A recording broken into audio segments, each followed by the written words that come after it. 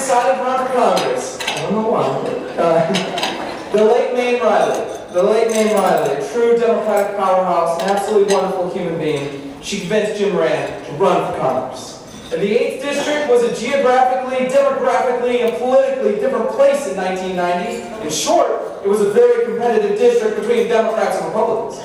But Moran ran a great campaign. He linked his opponent to that year's Republican government shutdown, and he ran on affordable housing, women's rights, and protecting the environment, and he won.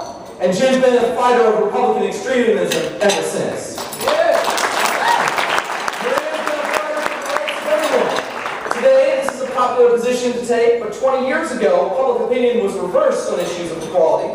And years before his mayor, Moran had put an anti-gay discrimination ordinance in place in Alexandria. And then in Congress, as Congressman Becerra was mentioning, that there was all this pressure.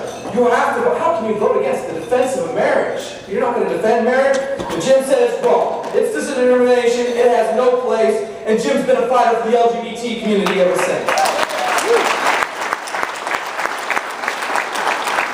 As again was mentioned, the war in Iraq, Jim Moran stood strongly against it. Many Democrats said, oh, just talk about the economy. Talk about the economy, change the subject. We don't want to talk about that. Jim said, no, we need to talk about it. And he voted no, he fought against it, but he didn't stop there.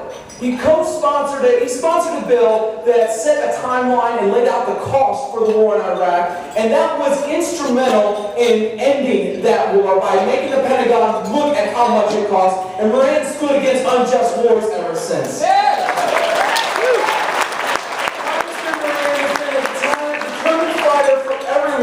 But the rich and powerful. Moran has been a fighter against bullies on behalf of the vulnerable. He won't back down from a fight for the right cause, even when that cause is deeply unpopular. Yet despite standing against the wind from time to time, Moran won all 26 of his races in the last 35 years. Voters have respected his integrity.